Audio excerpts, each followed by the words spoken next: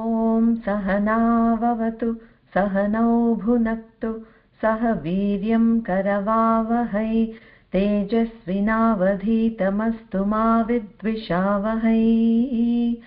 ఓం శాంతి శాంతి శాంతి. హరి ఓం. శ్రీ గురుభ్యో నమః. హరి ఓం. శ్రీమాత్రే నమః. ఓకే, మనము లాస్ట్ సెషన్లో కర్త్రి అయిన అమ్మవారు సృష్టిని ఎన్ని విధాలుగా చేస్తుంది అనేది మనం చాలా చూసాం.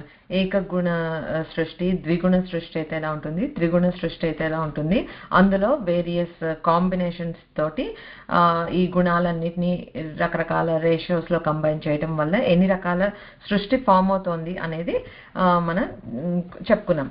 సో ఆ సృష్టి అంతా ఎలా చేస్తోంది అమ్మ అనేది నెక్స్ట్ నామము బ్రహ్మరూప. 4 అక్షరాల నామము శ్రీ బ్రహ్మరూపాయై నమః.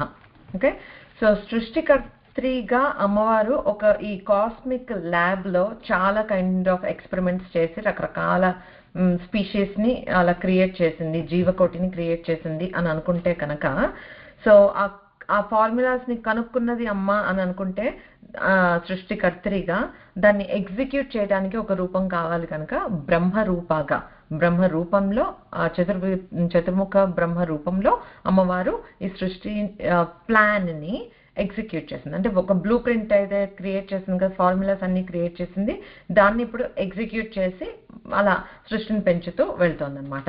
సో అమ్మ ఒక కాస్మిక్ ల్యాబ్లో ఒక సైంటిస్ట్ లాగా ఫార్ములా సృష్టికర్త్రిగా కొనుక్కుంటే ఈ ప్రాక్టికల్గా ఎగ్జిక్యూట్ చేయడం, అడ్మినిస్టర్ చేయడం అంతా బ్రహ్మరూపంగా చేస్తోంది అనమాట. సో అమ్మే చెప్తోంది, అహమేవ సదా బ్రహ్మరూపిణి నాస్తి మత్తోధికం కిమపి జగత్. అంటే నేనే బ్రహ్మస్వరూపిణిని అని, అంటే నాకంటే భిన్నమైనది కానీ, నాస్తి మత్తోధికం నాకన్నా మించింది కానీ ఈ జగత్తులో మరేది లేదు అనేది చెప్పిందనమాట. చెప్పి సృష్టి కార్యం కోసం నేను ఈ బ్రహ్మరూపాన్ని నేను తీసుకున్నాను అని అమ్మ చెప్తుందనమాట.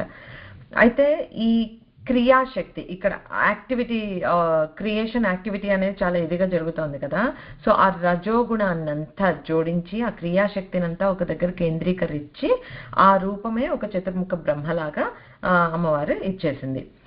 కాకపోతే సో ఫిజికల్గా మనం చూడటానికి త్రూ మీడియం ఆఫ్ బ్రహ్మ ఇది ఎగ్జిక్యూట్ చేపిస్తూ ఉన్నా దాని క్రియేటివ్ ఇంటెలిజెన్స్ ఎవరైతే ఉందో అది అమ్మవారు అని చెప్పుకున్నాం మనం.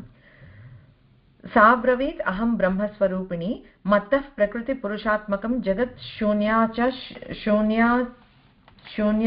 అశూన్యం చ. ఓకే, అంటే నేనే బ్రహ్మస్వరూపిణి, నా నుండే ఈ జగత్తు మొత్తం వచ్చింది, ప్రకృతి, పురుషులు, శూన్యము, అశూన్యము అలా అన్నీ వచ్చాయి అని అంటే ఈ చరాచర జగత్తు, స్థావర జంగమమైన జగత్ అంతా నా నుండే వచ్చింది అని అమ్మ చెప్తోంది అనమాట. సో ఇది అంతా ఏం చెప్తోంది మనకి, ఈ బ్రహ్మాండంలో బ్రహ్మ రూపంలో అమ్మ సృష్టి ఎలా చేసింది అనేది చెప్తోంది. ఇప్పుడు మన బాడీలో చూసుకుంటే ఆ బ్రహ్మరూపిణిగా అమ్మవారు ఎక్కడ ఉంది అని అంటే మనం మూలాధార చక్రం దగ్గర ఉందన్నమాట. ఆ బ్రాహ్మీ శక్తిని మనం ఎప్పుడైతే ఆశ్రయిస్తామో అప్పుడే మనకి అసలు కుండలిని శక్తి జాగృతం అనేది అయ్యి బ్రహ్మగ్రంథిని ఛేదించుకొని పైకి ప్రయాణం చేస్తుంది అని అంటారనమాట. సో గ్రంథులుగా చెప్పేటప్పుడు మనం ఎలా ఆలోచించుకోవాలంటే షట్చక్రాలలో రెండు చక్రాలకి కలిపి ఒక ముడిగా ఉన్నట్లు భావించుకుంటే 3 గ్రంథులు ఉన్నట్లు అనమాట మనకి. సో ఇక్కడ ఈ బ్రహ్మరూపాగా అమ్మని మనం ఆశ్రయిస్తే ఆ బ్రహ్మ గ్రంథిని విచ్ఛేదం చేసుకుంటూ ఆ కుండలిని శక్తి పైకి వెళ్ళేటట్లుగా చేస్తుందన్నమాట. ఏన సర్వం విజానాతి యథాధారమిదం జగత్ తదేవ బ్రహ్మత్వం స్యాత్ తత్వరూపం ఇతీర్యతే. అంటే దేనివల్ల అసలు ఈ సకల జగత్తు గురించి తెలియబడుతోందో, ఏది ఈ జగత్తుకి ఆధారమై ఉందో ఆ తదేవ బ్రహ్మత్వం స్యాత్ తత్వరూపం ఇతీర్యతే. అంటే ఏది స్వయం ప్రకాశంగా వెలుగుతున్న బృహత్తరమైన బ్రహ్మమైతే ఏదైతే ఉందో, ఏది ఈ జగత్తంతా వ్యాపించి ఉందో, సమస్త ప్రాణికోటి నుండి అన్ని ఒక జీవాత్మలాగా మన అందరిలోనూ ఉన్న ఆ పరమాత్మ ఏదైతే ఉందో అదే బ్రహ్మం. సో ఆ జగత్తుకి మూలాధారమైన ఆ పరబ్రహ్మం ఏదైతే ఉందో, మనలో ఆ జీవాత్మగా ఉన్న బ్రహ్మం, అదే మన మూలాధారం దగ్గర ఉంటూ మన దేహానికి కూడా మూలాధారం అయ్యి ప్రాణశక్తిగా ఉంటూ మనలో ఈ ఈ కట్టె ఏదైతే ఉందో ఈ బాడీని నిలబెడుతుంది. బాడీని నిలబడటం చాలా ఇంపార్టెంట్ కదా మనం సాధన చేయాలంటే. దాన్ని అమ్మ ఆ రూపంలో చేస్తోంది అనమాట. మూలాధారం అనే పేరు కూడా it is very apt.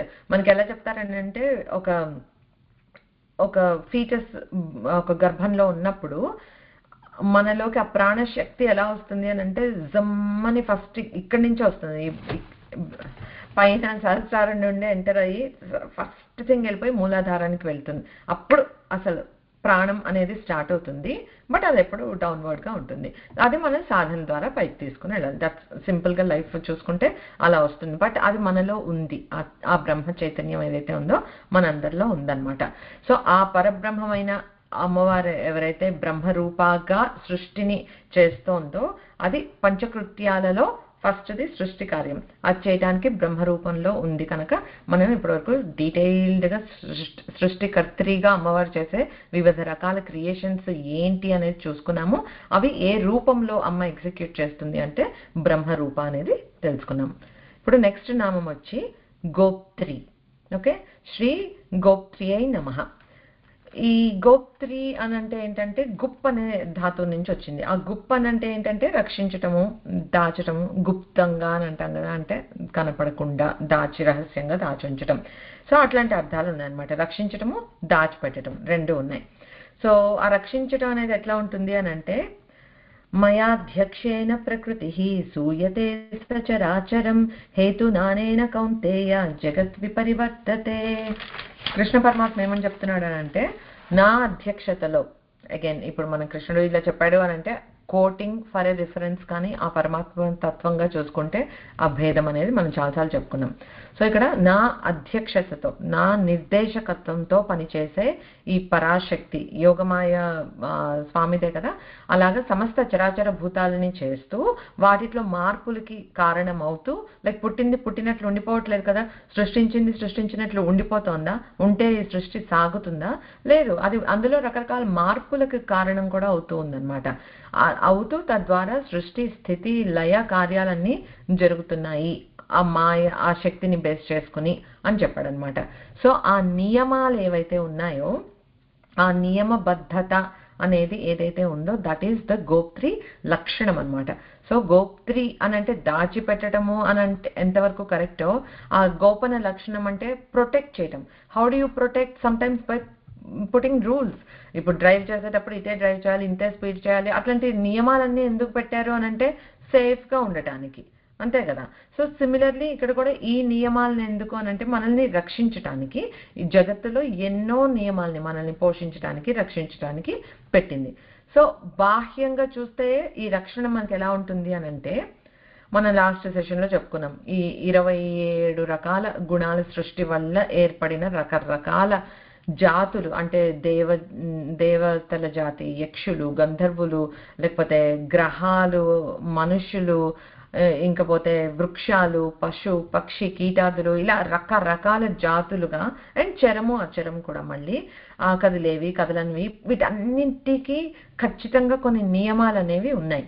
Okay, ఆ నియమబద్ధత అనేది ప్రతి జీవిని, ఏ జీవి చూసుకున్నా కూడా ఉన్నాయి. ఒక బండరాయి ఉంటే కూడా అది దొరలదు, కదలదు, ఇంత పెడితే ఇంత నీడిస్తుంది, లాంటివి ఏవో దానికి కొన్ని నియమాలన్నీ ఉన్నాయి. మనకి కొన్ని ఉన్నాయి. అందరిలోకి ఐ థింక్ మన తప్పేది నియమాలు మనమేనేమో, బట్ ఈ ఖచ్చితమైన నియమాలు అయితే ఉన్నాయన్నమాట. ఆ నియమాలతో పాలిస్తుంది. అయితే ఇన్ని రకాల కోట్ల జీవరాశులు ఉన్నా కూడా ఒకదానితో ఒకటి కొట్టుకుని చచ్చిపోయి అంతరించిపోవట్లేదు. ఎన్ని కల్పాల నుండి వస్తుంది ఈ సృష్టి. అది అలా ఇప్పుడు ఈ నియమాలే పెట్టలేదనుకో, ఏది దేన్నైనా తినేయచ్చు టైప్లో అలా ఓపెన్గా ఉందనుకో, ఓపెన్ బుక్ లాగా మిగలది సృష్టి. ఒకరినొకరు చంపుకొని తినేస్తే అయిపోతుంది, డన్. బట్ ప్రత్యేకంగా ఈ ప్రకృతిలో ఉన్న సృష్టి మొత్తానికి నియమాలు అనేది పెట్టిందనమాట. సో ఈ ఘర్షణ లేదు అని కాదు, ఏ జాతుల మధ్య ఘర్షణ ఉంటుంది, స్వాభావికం. ఓకే, సో ఒక పిల్లి ఎలుక తీసుకుంటే it's very natural that they are against అనేసి. But at the same time ప్రతి జాతికి అలా పెట్టలే, ప్రతిదానికి కొన్ని ఫ్రెండ్లీగా ఉండేవి, కొన్ని పడనివి విరుద్ధంగా ఉండేవి, రెండూ పెట్టాయి. సో అలా ఏమవుతుందంటే ఒక పర్ఫెక్ట్ సమతుల్యత అనేది ఉందన్నమాట. ఆ బ్యాలెన్స్ అనేది ఎందుకు అని అంటే మళ్ళీ పుట్టిన ప్రతిదీ నాశనం లేకుండా ఉండిపోతే కూడా సృష్టి నడవదు. అలా రొటేట్ అవుతూ ఉండాలి, ఎప్పటికీ రొటేట్ అవుతుంది. నీరు ఎలాగా ప్రవహిస్తూ ఉంటే తాజాగా ఉంటుందో అలాగే ఈ సృష్టి కూడా రీసైకిల్ అవుతూ ఉంటేనే అది జాగ్రత్తగా నడుస్తుంది. సో దాని గురించి ఆ బ్యాలెన్స్ ని కాపాడటం కోసం ఒక పర్ఫెక్ట్ లైఫ్ సైకిల్, మనకి పుడతాము, పెరుగుతాము, ఈ స్టేజ్ తర్వాత చేస్తాం, బేసిక్ అందరికీ ఉంటుంది. అలా కాకుండా ఫుడ్ సైకిల్ కూడా సపరేట్గా ఏర్పరిచింది. ఈ జంతువులు లేకపోతే ఈ జాతిని తింటుంది, ఈ జాతిని తింటుంది. సో ప్రతి ఒక్కళ్ళు, every single creature in this నేచర్లో ఉన్నది ప్రతిదీ it is fed well. Okay, ఆ కేర్ అమ్మ తీసుకుంటుంది. పక్షి వామ్ని తింటే ఆ వామ్ ఇంకేదో చిన్న ఇన్సెక్ట్ని తింటుంది, అది ఇంకేదో తింటుంది, లేకపోతే మట్టిని తింటుంది, something, but life will go on అనమాట. అలాగా అంత బాగా క్రియేట్ చేసింది. సో ఫుడ్ సోర్స్కి ఢోకా లేకుండా చక్కగా తీసుకొని వాటన్నిటికీ ఒక నియమాలు అనేది పెట్టిందనమాట. సిమిలర్లీ గ్రహాలు మనకు తెలుసు, దానికి పర్ఫెక్ట్ ఆర్డర్, ప్లేస్మెంట్. ఇంత పిసర్ గతి తప్పింది అని అంటే కనుక అల్లకల్లోలం అయిపోతుంది. సీజన్స్ అంతే. మనకు తెలుసా, విపరీతం అయితే ఎండ భరించలేము, వర్షము భరించలేము, ఏది భరించలేము. అలా భరించలేకుండా పోయేటట్టు అయిపోతుంది. సో అలాగ కాకుండా ఉండటానికి మనకి ఒక పర్ఫెక్ట్ గతి, ఒక సైకిల్ అనేది ఉంచిందనమాట. సో ఈ సృష్టిలో ప్రతి దానికి దాని నియమాల్ని అనుసరించి అది వర్తించేటట్లుగా ఒక ఇది నియమాలు పెట్టి దాన్ని ఇది చేయటం, దట్ ఈస్ కాల్డ్ గోపన లక్షణం అనమాట. ఓకే, అలా చేస్తుంది కనుక అమ్మవారు గోప్త్రి. సో అది బాహ్యంగా ఉంటే అమ్మవారు ఈ సృష్టిలో లేకపోతే విశ్వంలో ఎట్లా నియమాల్ని పెట్టి కాపాడుతోంది అనేది చూసుకున్నాం మనము. అలాగా అంతర్గతంగా కూడా ఒక రక్షణ అనేది మనకి ఉంది. సో ఎవ్రీథింగ్ అప్లైస్, బయట ఏది ఉందో లోపల అదే ఉందన్నమాట. సో ఇన్ జస్ట్ ఒక అమేజింగ్ వేస్లో అమ్మ ఎలా ఉంటుంది గుప్తంగా అని అంటే, ఫర్ ఎగ్జాంపుల్ ఒక సీడ్ని తీసుకుని వెళ్ళి మనము ఒక తడిగా మట్టిలో పెడతాము, తడుపుతాము. ఓకే, దానికి పైకి పెరగాలి అని అంటే జస్ట్ లైక్ దట్ పైకి ఫస్ట్ పెరగదు, ఫస్ట్ కిందకి పెరుగుతుంది. దానికి ఆ ఆధారం కొంచెం వచ్చి బలం పుంజుకున్న తర్వాతే అది ఆ సూర్యరశ్మికి పైకి పెరుగుతుంది. బట్ ఫస్ట్ ఇన్వర్డ్ కొంచెం గట్టిగా పెరుగుతుంది. అలాగా దాచి ప్రకృతిలో తన ఓడిలో దాచుకొని వాటికి బయటకి పెరగటానికి ఆ కెపాసిటీ వచ్చేంత వరకు వాటిని ఉంచుకుంది. ఏ విత్తనానికి ఎన్ని రోజులు ఉంటే అంత బలం వస్తుంది అనేది మీకు తెలియదు, నాకు తెలియదు. Germination time is different for every single seed. అది ఎలా ఎవరో సైంటిస్టులు పెట్టలేదు, that's not something that you feed in. అక్కడ అమ్మవారి గోపన లక్షణం అనేది అలా ఉంటుందన్నమాట. ఎలా అంటే పర్ఫెక్ట్గా నువ్వు ఇది నాటు, నువ్వు ఎంత నీళ్ళన్నా పోయి, దానికి ఎంత జర్మినేషన్కి ఎంత టైం పడుతుందో, అంటే అది పాపం బయటకు వస్తే సర్వైవ్ అవ్వటానికి ఎంత టైం పడుతుందో దానికి ఒక లక్షణం ఉంది. అది ఆ గోపనం అనేది అమ్మ అలా ఉండి చూసుకుంటుంది అనమాట. అండ్ సంథింగ్ అది అమ్మవారి బాధ్యత అట్లా రక్షణ ఇవ్వటం అనేది, అందుకని అలా చేస్తుంది. సో సిమిలర్లీ మనకందరికీ తెలిసిందేంటి, బేబీస్ తల్లి గర్భంలో ఉన్నారు అని అనుకో, వాళ్ళు పుట్టి వాళ్ళంతా ఇప్పుడు ఒక 1 monthకి బేబీ పుట్టేస్తే ఏం సర్వైవ్ అవ్వటానికి అసలు ఆర్గన్స్ ఇంకా డెవలప్ కాలేదు కదా. ఆ జెస్టేషన్ పీరియడ్ అనేది అన్ని నెలలు, 9 నెలలని ఎందుకు పెట్టారు, ఎవరు పెట్టారు? అమ్మవారే పెట్టింది. సో యావరేజ్గా కొంచెం అటు ఇటుగా తీసుకుంటే అందరికీ ప్రిడిక్టబుల్గా ఉంటుంది కదా. ఎక్కడో ఇటు అటు వెళ్ళటం ఓకే కామన్, అది ఎందులో ఉన్నా సరే ఇట్స్ అ రేంజ్. ఎప్పుడైనా సరే అలా అనుకుంటే ఇన్ని రోజులు ఉండాలి, పుట్టిన తర్వాత ఆ జీవికి మనుగడ సాగుతుంది వితౌట్ హ్యావింగ్ టు డిపెండ్ ఆ అంబిలికల్ కార్డ్ ద్వారా అమ్మ నుండి వచ్చే ఇవే లేకుండా. ఎవరు చేశారు అవన్నీ అని అంటే అది ఆ గోపన లక్షణంతో అమ్మ అలా ఉండి ప్రొటెక్షన్ అనేది ఇచ్చి ఎప్పటి వరకు అని అంటే పుట్టి సర్వైవ్ అవ్వగలిగేంత వరకు ఆ ప్రొటెక్షన్ని ఇస్తుంది. అట్లాంటి సృష్టి నియమాలని పెట్టి తద్వారా ఇలా రక్షిస్తూ పోషిస్తూ గుప్తంగా దాచి భద్రంగా చూసుకునేది గోప్త్రి అయిన అమ్మవారు అనమాట. అలాగే సిమిలర్గా మనకేం చేస్తుంది అని అంటే మన కర్మలన్నీ పరిపక్వం అయ్యే వరకు మనం జన్మలు తీసుకోవాల్సిందే. అది పుణ్యకర్మలు కావచ్చు, పాపకర్మలు కావచ్చు. సో అంత పర్ఫెక్ట్ టాలీ అయ్యే వరకు ఈ ఆత్మతత్వాన్ని, పరమాత్మతత్వాన్ని అందుకోకుండా మనము మాయా అనే తెర కప్పేసి, ఆ మాయా అనే తెరే లేకపోతే ప్రతి ఒక్కళ్ళు శుద్ధ ఆత్మ ఉన్నది ఉన్నట్టు చూడగలిగి పరమాత్మతోటి అభేదం అని ప్రతి ఒక్కళ్ళము అనుకుంటే అసలు ఇంత పెద్ద నాటకం ఉండేదా? అసలు ఇంత ఉండేది కాదు కదా. సో దానికి అమ్మవారు ఏం చేస్తుంది, అందుకని మాయం అనుకుంటుంది, దాచేస్తోంది. ఏంటి, ఆ ఆత్మతత్వం మనకి తెలియకుండా దాచుతోంది. అక్కడ కూడా ఆ గోపన లక్షణం అనేది ఉంది. ఎందుకు అనంటే మరి మన కర్మలు పరిపక్వానికి అవ్వాలి కనుక, అందుకని. ఓకే, సో ఇది అలాగంతా ఒక బ్రహ్మాండం లెవెల్లో అనుకుంటే, ఈ గోప్త్రిగా ఉన్న అమ్మవారు మనలో ఎక్కడ ఉంటుంది అనంటే మణిపూరక చక్రం దగ్గర ఉంటుంది అనమాట. అంటే మనలో గుప్తంగా ఉండి జఠరాగ్నిగా ఉంటూ మనం తినే అన్నాన్ని పచనం చేసి దాని నుండి న్యూట్రియంట్స్ని, ఎనర్జీని ఎక్స్ట్రాక్ట్ చేసి మన ఇంద్రియాలన్నిటికీ వెళ్ళేటట్టుగా చూస్తూ ఎన్ని కోట్ల సెల్స్కి ఎట్లా వెళ్తోంది అంటే ఎంత కాంప్లెక్స్ నెట్వర్క్ అంటే మన బాడీలో అనాటమీని చూస్తే మనము who created it. Science is only trying to learn what is there and give it a name. కదా, అది కూడా మన వేదాల్లో రాయబడినవే. ఇప్పుడు చూస్తే వర్డ్స్ కూడా మీకు ఎంత దగ్గరగా ఉన్నట్లుగా తెలుస్తుంది. అఫ్ కోర్స్ దెన్ గ్రీక్ వాళ్ళు ఎక్కువగా తీసుకొని ఏది వైడ్ స్ప్రెడ్ చేశారో, but names were all given ఎప్పటి నుంచి. సో ఒక డేట్ ఉంది, ఎన్నో 15th century అని అనుకుందాం. పోనీ 15th century అనుకుంటే 15th century కన్నా ముందు బాడీ లేదా, పుట్టట్లేదా? What does that mean? అంటే ఇదంతా ముందే ఉంది. సైన్స్ పెరుగుతున్న కొద్దీ మనకి అసలు అందుకునే ప్రయత్నం ఇంత చేస్తేనే మనం ఏదో గొప్ప అని అనుకుంటాం మనం. బట్ ఇంత కాంప్లెక్స్ ఇవి క్రియేట్ ఎవరు చేశారు? ఈ నియమాలు, ఈ హార్ట్ ఇట్లా పంప్ చేయాలి, పంప్ చేసినప్పుడు ఇలా జరగాలి, ఎవరు పెట్టారు అవి? హార్ట్ ఇలా చేస్తుంది అని మనం ఇప్పుడు సైన్స్ తోటి, రీసెర్చ్ తోటి తెలుసుకుంటున్నాం తప్పితే ఎవరైనా చేసింది ఏమీ లేదు కదా. We're trying to mimic. Even ఇప్పుడు చెప్తే ఏదో ఆర్టిఫిషియల్గా పంపింగ్ మెషిన్ పెట్టారు, చేపిస్తున్నారు, నడిపిస్తున్నారు, బ్రతికిస్తున్నారు అని అంటే all of that is good. Inventions follow అవుతున్నాయి. దేన్ని? అసలంటూ సృష్టిలో ఉన్న నియమాల్ని మిమిక్ చేసే ప్రయత్నం మనం చేస్తున్నాం. బట్ అలా మనలో ఉండి ఆ సస్టెనెన్స్ని, ఆ ప్రొటెక్షన్ని ఇస్తూ ఉన్న శక్తి మనలో ఎలా ఉంటుందంటే, మనం అడిగినా అడగకపోయినా, మనకి తెలిసినా తెలియకపోయినా, మనం యాక్సెప్ట్ చేసినా చేయకపోయినా, నమ్మినా నమ్మకపోయినా మనలో ఉండి మనల్ని ప్రొటెక్ట్ చేసే శక్తి అనేది ఒకటి ఉంది. ఓకే, ఇప్పుడు మనకు తెలిస్తే ఇది అమ్మ అని మనం అనుకుంటాం. అనుకోని వాళ్ళు ఉంటే వాళ్ళలో మాత్రం ఈ శక్తి పనిచేయట్లేదా? అందరిలో చేస్తుంది. మనం తెలుసుకుంటే మనకి మోర్ గ్రాటిట్యూడ్, మోర్ వాల్యూ అది ఉంటుంది. తెలియకపోయినా కూడా అమ్మ బాధ్యతగా ఈ గోపన శక్తితోటి మనందరినీ అలా రక్షిస్తూ ఉంటుంది మనలో ఉండి అనమాట.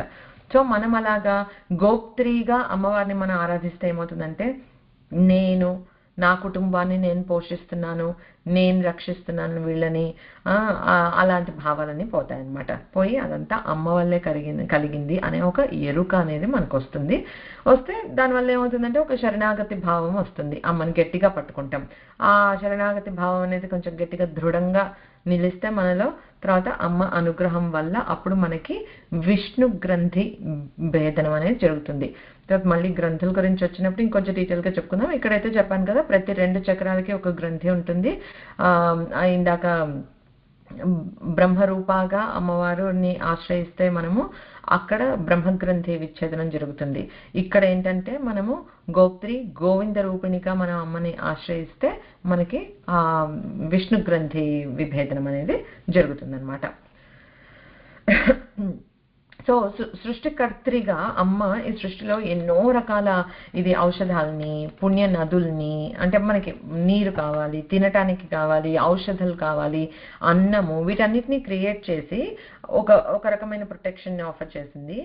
గోపనం జగతః స్థితి అంటే ఆ జగత్తు క్రియేట్ చేసింది, ఫైన్. దాని సస్టెనెన్స్ కూడా కావాలి కదా. లైక్ ఒకసారి క్రియేట్ చేసి యూర్ ఆన్ యువర్ ఓన్ అని అంటే దిక్కులేని వాళ్ళం అయిపోతాం మనం. ఎలా బ్రతకటానికి ఎంత అన్లిమిటెడ్ రిసోర్సెస్ని ఇచ్చింది. అండ్ వీఆర్ వేస్టింగ్, ముందు వెనక చూసుకోకుండా అంత వేస్ట్ చేస్తున్నాము, టేకెన్ ఫర్ గ్రాంటెడ్గా. ఎప్పుడో దెబ్బ పడుతుంది. ఆ దెబ్బ పడేటప్పటికి మనం ఈ బాడీలో ఉంటామో, ఇంకో సోల్ లాగా పుట్టి ఇంకెక్కడో అప్పుడు అనుభవిస్తామో తెలియదు. కానీ ప్రకృతిని క్షోభ పెడితే it will come back to us and hit us very hard. But ఈ గోపనం అనేది జగత స్థితి, ఆ స్థితి జగత్తుని పోషించటం, దాన్ని కూడా గోపనం అని అంటారనమాట. సో అలా చేసే అమ్మ గోప్త్రి. స్వమాయయా స్వమాత్మానం సంవృణోతీతి గోప్త్రి. అంటే సమస్త విశ్వమంతా పూర్తిగా వ్యాపించి ఉన్న మాయాశక్తి వల్లనే ఆ దాచబడటం అనేది జరుగుతోంది ఏదైనా సరే. లేకపోతే లైక్ ఐ సెడ్ అంతా everything is not as transparent. ఉంటే మనందరం ఇక్కడ రియలైజ్డ్ సోల్స్ లాగా ఉంటాం. సో ఆ మాయలో ఉంటుందన్నమాట. కాకపోతే సూర్యుడిని తెలుసుకోవాలి మనం అంటే ఆ సూర్యుడి వెలుగుతోటే తెలుసుకుంటాం. అంతేగాని మనం ఏమి టార్చ్ లైట్ వేసి సూర్యుడిని చూడక్కర్లేదు కదా.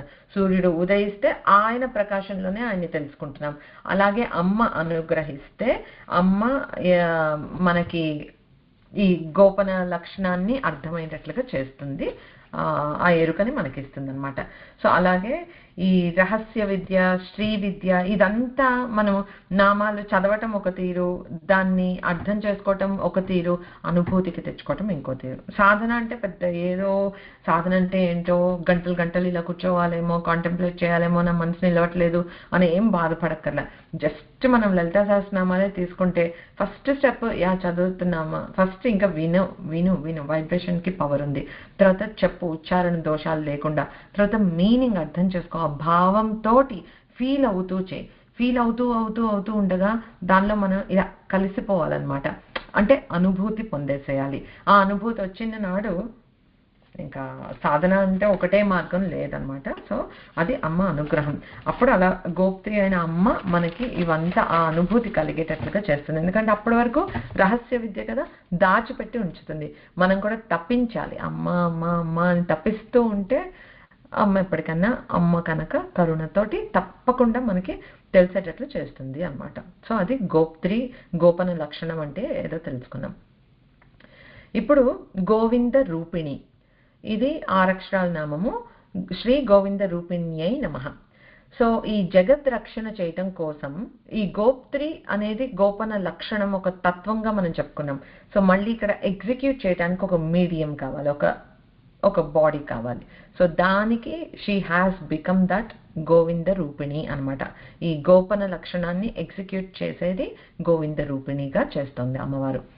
సో ఇప్పుడు ఈ సృష్టించిన ఈ జగత్తునంతా ఒక నియమబద్ధంగా వెళ్ళాలి, నడిపించి పోషించి దాన్ని రక్షిస్తూ చేసే గోవిందుడు విష్ణు ఇది అదే కదా, స్థితికారుడుగా మనం విష్ణునే చెప్పుకుంటాం. ఆయన లక్షణంగా విష్ణు రూపంగా అమ్మ దీన్ని చేస్తోంది, అందుకని గోవింద రూపిణి అని అన్నారనమాట. సో ఇలాగ ఈ స్థితి చేయటం అనేది మనకి పంచకృత్యాల్లో రెండవది, సృష్టి స్థితి. ఓకే, ఇక్కడ గోవింద అని అన్నారు, విష్ణు రూపిణి అని అనలేదు, గోవింద రూపిణి అని అన్నారు కదా. సో ఇక్కడ గో అనే శబ్దానికి మల్టిపుల్ మీనింగ్స్ ఉన్నాయి. అంటే వేదాలని ఒక అర్థం ఉంది, భూమి అని ఒక అర్థము, ఇంద్రియాలని ఒక అర్థం ఉంది, తర్వాత సూర్యకిరణాలు లేకపోతే కిరణాలు అనే అర్థం ఉంది. అలాగే డిఫరెంట్ మీనింగ్స్ ఉన్నాయి. వింద అంటే రక్షించటం, అంటే వీటన్నిటినీ రక్షిస్తోంది అమ్మవారు అనేది. గోవింద అంటే అమ్మ కానీ అయ్య కానీ చూసుకుంటే ఈ గోవుల్ని రక్షించేది అన్నట్లు మీనింగ్ అనమాట. మనకి ఇప్పుడు నారాయణ సూక్తంలో నారాయణ పరో జ్యోతిర్ ఆత్మా నారాయణ పరః యచ్చ కించి జగత్ సర్వం దృశ్యతే శ్రూయతే పివా అని చెప్పారు. అంటే వినిపించేది, కనిపించేది, అంటే ఈ నామ రూపాత్మకమైన ఈ జగత్తు మొత్తం అంతటా వ్యాపించి రక్షించే జ్యోతి స్వరూపుడు నారాయణుడు అని చెప్తున్నాడు మనకి, అని నారాయణ సూక్తంలో చెప్పారు మనకి. సో శాక్తంలో ఎలా చెప్తారు అని అంటే, ఎవరికైనా సరే ఇప్పుడు నువ్వు ఈ దేవుడు లేకపోతే నారాయణుడు లేకపోతే శివుడు ఎవరైనా సరే ఒక పని చేశారు అంటే ఆ రూపం చేయదు కదా, ఒక శక్తి ఉంటేనే చేయగలుగుతారు. సో ఆ శక్తి, ఆ గోవిందుడుగా ఇలా చేసే శక్తి, లేకపోతే నారాయణుడిగా విష్ణువుగా విశ్వమంతా వ్యాపించి స్థితికారుడిగా ఉండటానికి ఏ శక్తిని ఉపయోగించి చేస్తున్నాడో ఆ శక్తే ఇక్కడ నారాయణి, అదే గోవింద రూపిణి అవుతుంది అన్నమాట. ఓకే, సో మనకి హయగ్రీవుడు అనే రాక్షసుడు ఉన్నాడు. హయగ్రీవుడు దేవుడు కాదు, రాక్షసుడు ఉన్నాడు. ఆ హయగ్రీవుడు అనే రాక్షసుడు వేదాలని దొంగతనం చేశాడు, అవునా? అప్పుడు విష్ణువే మత్స్యావతారంలో వచ్చి వాటిని కాపాడాడు. సో ఏ శక్తితో కాపాడాడు అంటే అది గోవింద రూపిణి అన్నమాట. ఇక్కడ అమ్మవారు గోప్త్రి గోవింద రూపిణి, ఆయనే గోవిందుడు అయ్యారు. సో ఇక్కడ గో అని అంటే ఏంటి?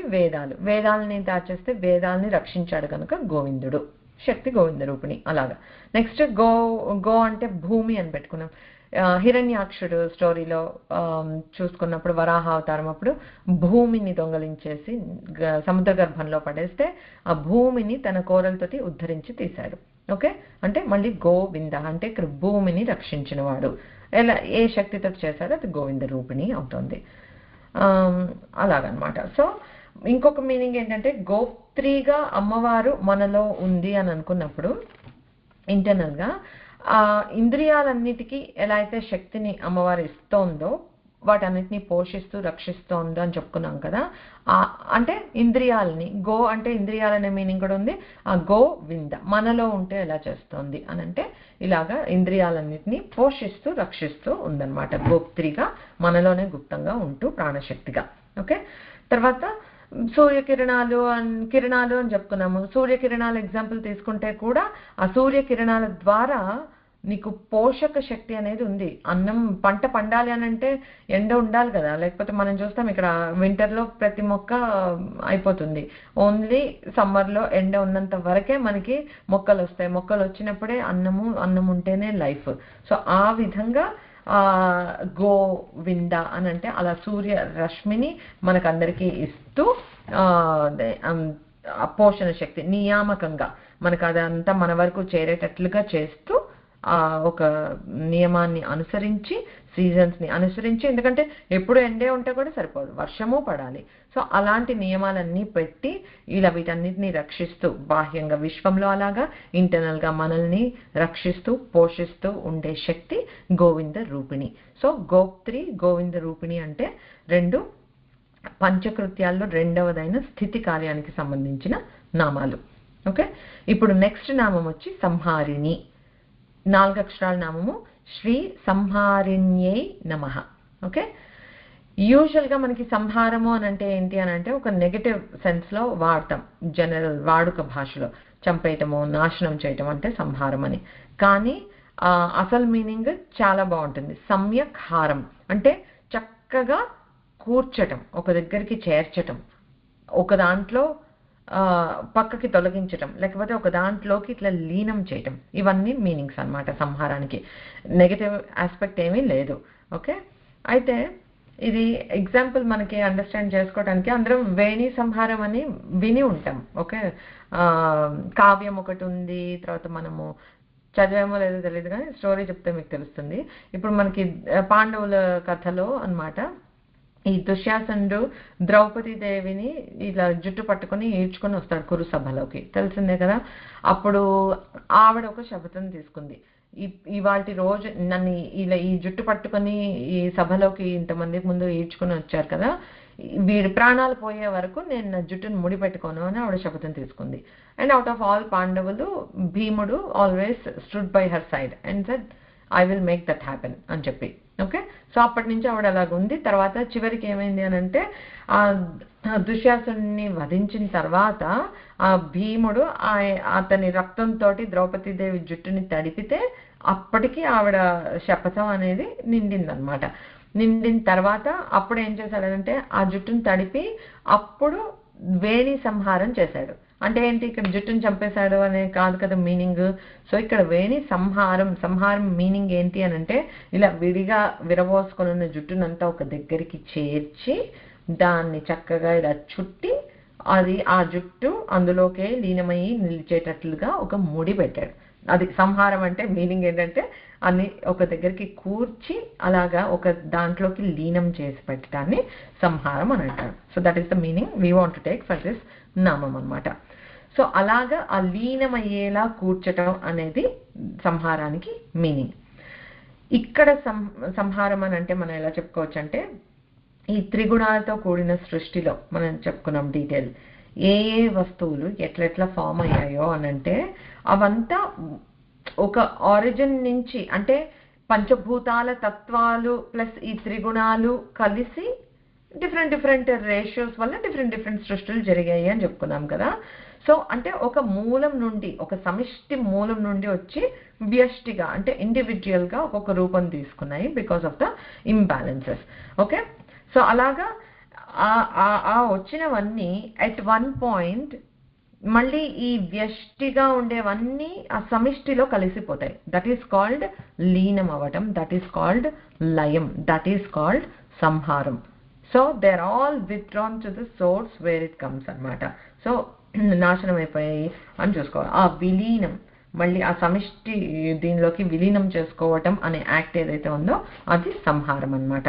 అలా చేసే అమ్మ సంహారిణి.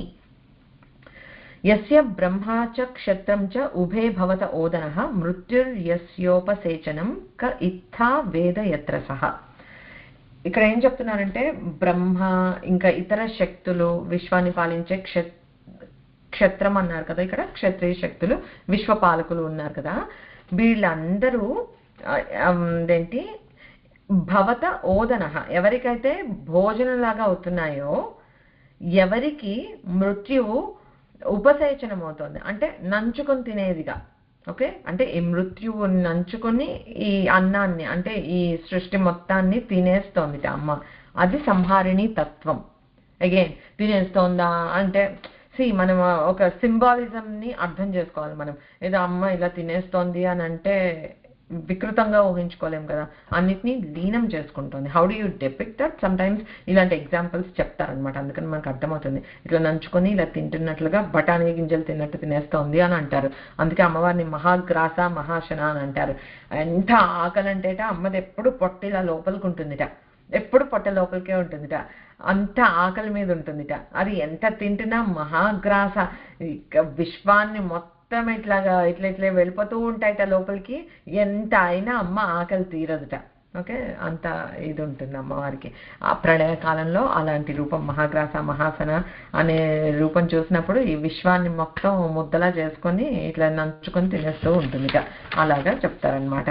సో అలాగా అది విలీనము సంహారము అని అంటే ఏంటి అని అంటే అలా అమ్మలో కలిసిపోవటం, అది సంహారిణి రూపం అన్నమాట. సో ప్రళయకాలంలో మనం అలాగ చూసుకుంటే ఇప్పుడు రోజు మనం నిద్రపోతాము, గాఢ సుషుప్తిలో ఉన్నప్పుడు ఏమవుతుంది, ప్రతి రాత్రి చక్కగా హాయిగా అసలు మంచి నిద్ర పట్టినప్పుడు ఏదో అమ్మ ఒళ్ళో పడుకున్నంత హాయిగా ఉంది అని అనిపిస్తుంది ఒక్కొక్క రోజు.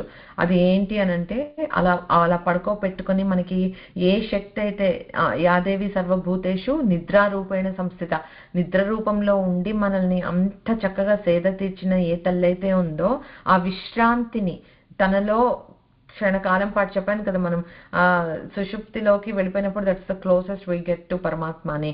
అలాంటి స్టేట్లో మనకి విశ్రాంతిని ఇచ్చే అమ్మ ఏదైతే ఉందో అది సంహారిణి. ఇంకా అలాంటప్పుడు సంహారం అంటే అసలు మనకి భయం వేస్తుందా?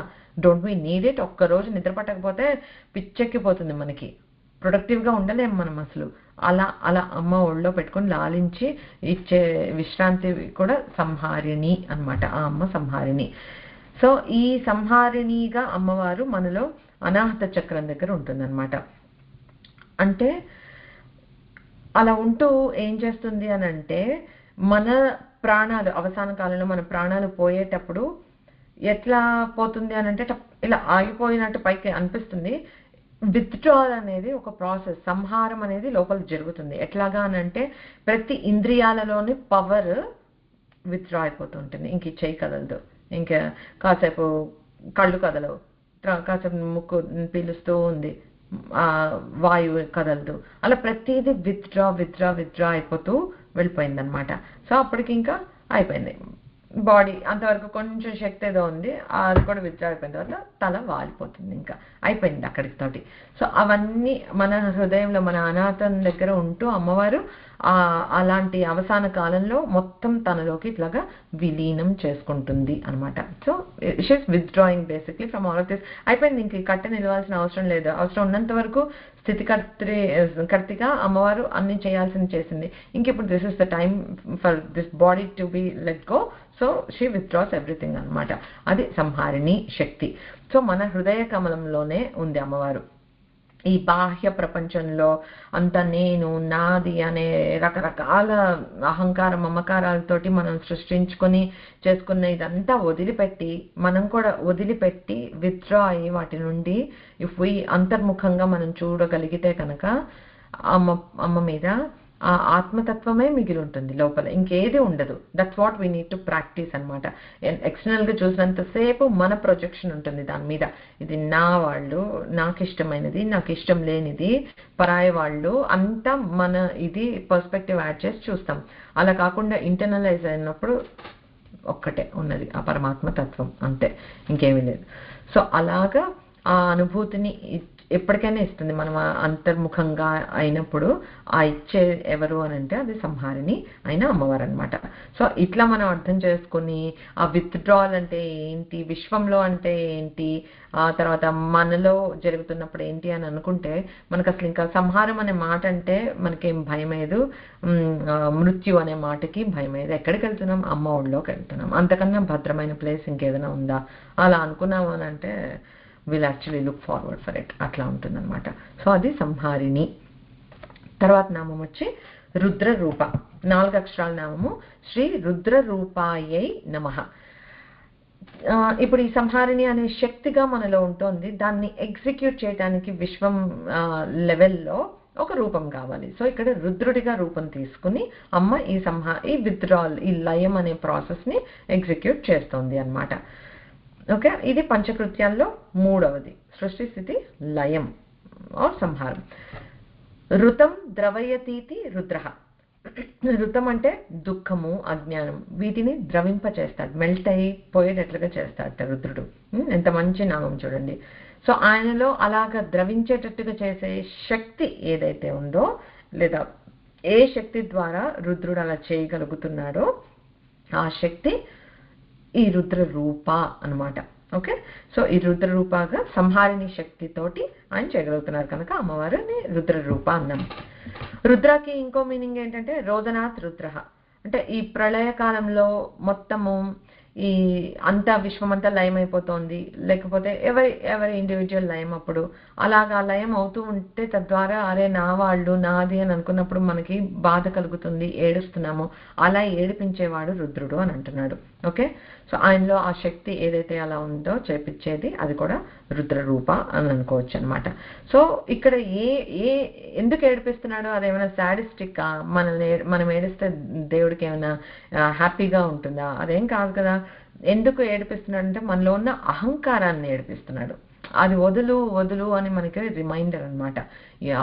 నీ అహంకారాన్ని వదిలితే మమకారం ఆటోమేటిక్గా పోతుంది. సో వర్క్ ఆన్ దట్ అని చెప్పడం అనమాట. అలాగే ఇచ్చేస్తున్నాడు అని. సో రజోగుణం ప్రాధాన్యంగా బ్రహ్మరూపగా అమ్మ సృష్టికర్త్రి బ్రహ్మరూపగా సృష్టిస్తోంది.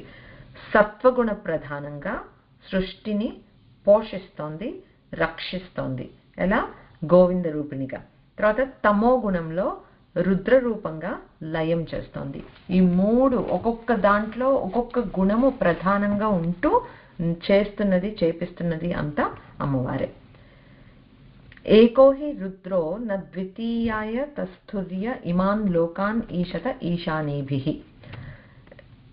ఇది ఏం చెప్తున్నారు ఇక్కడ? రుద్రుడు అంటే ఒక్కడే, రెండో రుద్రుడు ఇంకోటి లేడు. ఆయన తన శక్తి ఈశానీభిః అంటే ఈశాని అమ్మవారితో కూడుకుని తన శక్తి సంహారిణి శక్తి ద్వారానే ఈ సమస్త లోకాలని పాలిస్తూ ప్రళయకాలంలో తనలోకి ఉపసంహరిస్తున్నాడు. Okay, that is the correct word చెప్పాలంటే. ఈ సంహారిణి శక్తి ఏం చేస్తుందంటే ఉపసంహరణ, విత్డ్రాల్కి. ఓకే, సో అలాగ చేసేటప్పుడు మనం చెప్పుకున్నాము ఆల్రెడీ, మహేశ్వర మహాకల్ప మహాతాండవ సాక్షిని. సో అలాగా ఆ ప్రళయ కాలంలో రుద్రుడు ప్రళయ తాండవం చేస్తూ ఉన్నప్పుడు చూడటానికి ఎవరు మిగలరు, ఎందుకంటే మొత్తం విశ్వము ఆయనలోకి లయం అయిపోతూ ఉన్నప్పుడు అమ్మ ఒక్కతే అలా చక్కగా కూర్చొని నువ్వు డాన్స్ చేయి నేను చూస్తాను, స్పెక్టేటర్స్ ఉండాలి కదా, లేకపోతే శివుడు మాత్రం ఎంతసేపు చేస్తాడు, రుద్రుడు మాత్రం. సో అలాగా అది చూడటానికి ఎవరూ మిగిలి ఉండరు. కాకపోతే ఆ శక్తి ఉండటం వల్లనే ఆయన చేయగలుగుతున్నాడు కనుక ఓన్లీ విట్నెస్ ఎవరు అంటే శక్తి, ఇంకెవ్వరూ ఉండరు ఆ టైంకి. అదే రుద్ర రూప అయిన అమ్మవారు అనమాట. నెక్స్ట్ నామం వచ్చి తిరోధానకరి. ఇది ఆరక్షరాల నామము. శ్రీ తిరోధాన కరేష్ రెండు కలిపేస్తున్నా. శ్రీ తిరోధానకర్యై నమః. శ్రీ తిరోధానకర్యై నమః. ఓకే, తిరోధానం చేసే తల్లి అంటే మరుగున పరిచి ఉంచే తల్లి అన్నమాట.